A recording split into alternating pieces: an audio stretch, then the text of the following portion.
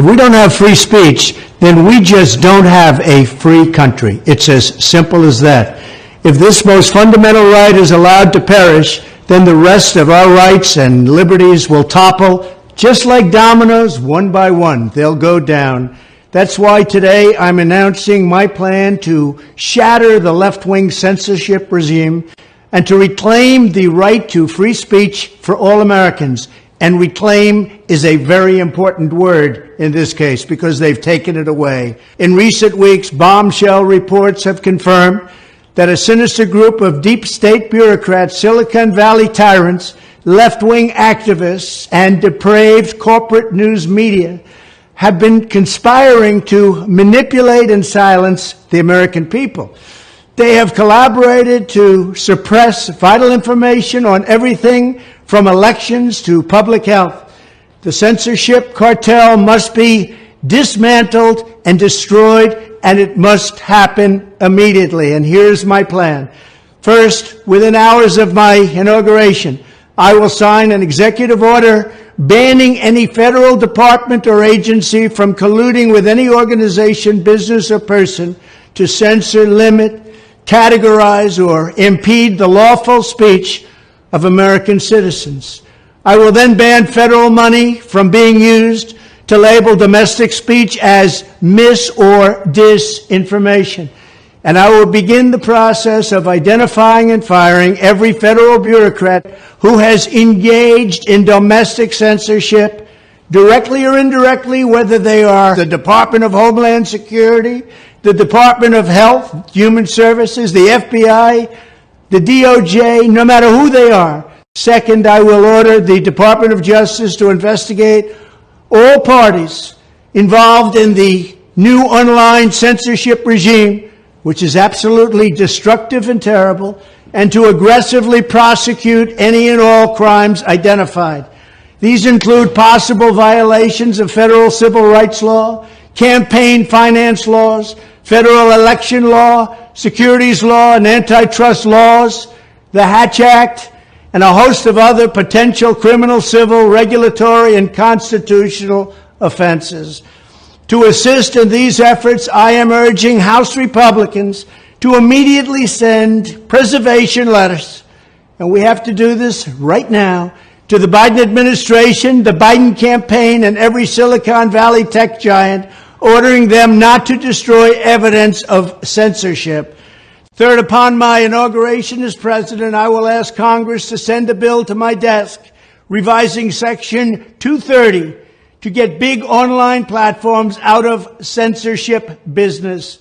From now on, digital platforms should only qualify for immunity protection under Section 230 if they meet high standards of neutrality, transparency, fairness, and non-discrimination. We should require these platforms to increase their efforts to take down unlawful content such as child exploitation and promoting terrorism, while dramatically curtailing their power to arbitrarily restrict lawful speech. Fourth, we need to break up the entire toxic censorship industry that has arisen under the false guise of tackling so-called mis- and disinformation. The federal government should immediately stop funding all nonprofits and academic programs that support this authoritarian project. If any U.S. university is discovered to have engaged in censorship activities or election interferences in the past, such as flagging social media content for removal of blacklisting, those universities should lose federal research dollars and federal student loan support for a period of 5 years and maybe more.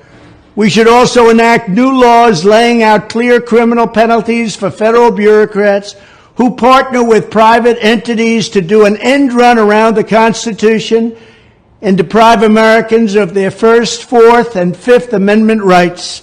In other words, deprive them of their vote. And once you lose those elections, and once you lose your borders like we have, you no longer have a country. Furthermore, to confront the problems of major platforms being infiltrated by legions of former deep staters and intelligence officials, there should be a 7-year cooling-off period before any employee of the FBI, CIA, NSA, DNI, DHS, or DOD is allowed to take a job at a company possessing vast quantities of U.S. user data. Fifth, the time has finally come for Congress to pass a digital Bill of Rights. This should include a right to digital due process. In other words, government officials should need a court order to take down online content, not send information requests such as the FBI was sending to Twitter. Furthermore, when users of big online platforms have their content or accounts removed, throttled, shadow banned, or otherwise restricted, no matter what name they use, they should have the right to be informed that it's happening, the right to a specific explanation of the reason why, and the right to a timely appeal. In addition, all users over the age of 18 should have the right to opt out of content moderation and curation entirely and receive an unmanipulated stream of information if they so choose. The fight for free speech is a matter of victory or death for America and for the survival of Western civilization itself. When I am president, this whole rotten system of censorship and information control will be ripped out of the system at large. There won't be anything left. By restoring free speech, we'll begin to reclaim our democracy and save our nation. Thank you, and God bless America. Prior to 1913, the American people had direct veto power against spending policies of the federal government, because in order for the federal government to borrow any money, it had to go to the people. There was no central bank it could go to. It had to sell bonds. If you didn't want to go to war, you didn't buy the bonds. If you didn't want this pork project that the government had in mind, you didn't buy the bonds. It was a very simple system, a Republican system whereby you had veto power, economic veto power. And it worked very well until 1913. That's how come government managed to stay small, because it didn't have an unlimited credit line to go on a shopping spree for 80 years and make you pay for it. So in 1913, there was this convenient new arrangement made. The Federal Reserve Act created an unlimited credit line for the federal United States government to borrow directly from the Federal Reserve Bank and obligated the American people to pay it back, completely bypassing what was our veto power. And they no longer had to come to us directly to ask permission to fund something. They went directly to the bank. Now, if you go to the bank and want to borrow some money, what do you got to do? You got to put collateral up, right? They're not going to give you a $5,000 loan if you have no collateral, if it's unsecured. You're going to have to put up your house, your car, your land, or something, right? I am so upset that the things we did and the things we fought for and the boys that died for it, it's all going down the drain. Our country gone to hell in a handbasket. We haven't got the country we had when I was raised. Not at all. Nobody will have the fun I had. Nobody will have the opportunity I had. This is not the same. That's not what our boys, that's not what they died for.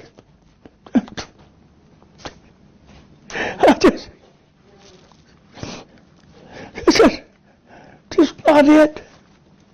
A resident projected a Trump 2024 sign right on that water tower, forcing the town to call on the highway department to put up these industrial lights you're seeing right now to dim the image. It's why that new image is not visible. But this is what it looked like last night. A bright red TrumpPunisher image shining off the tower. Now, when it came to the previous Trump 2024 image, the town located the resident responsible and issued them a maximum fine of $100 per day for every day that the projection was up. It's believed the same punishment will be in store because, well, this is a big deal for the town, according to the town administrator, Lisa Green. Due to bylaws, Hansen can't endorse any political candidate, party, or platform in any election, and they prohibit the display of political symbols or signage on government property. Now, she went on to say this is not in an effort to limit the free speech of the residents or to stop them from believing in their political beliefs, but they just ask that those beliefs aren't reflected on town property. I just got three things to say. God bless our troops, God bless America, and gentlemen, start your... Attention, inside and outside areas. The winner of the 2024 presidential election is Donald J. Trump.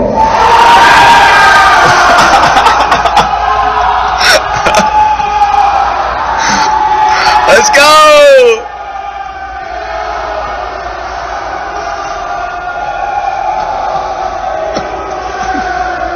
told them, we said, you fucked around, and now you're gonna find out. We hit him with that American Eagle screech, that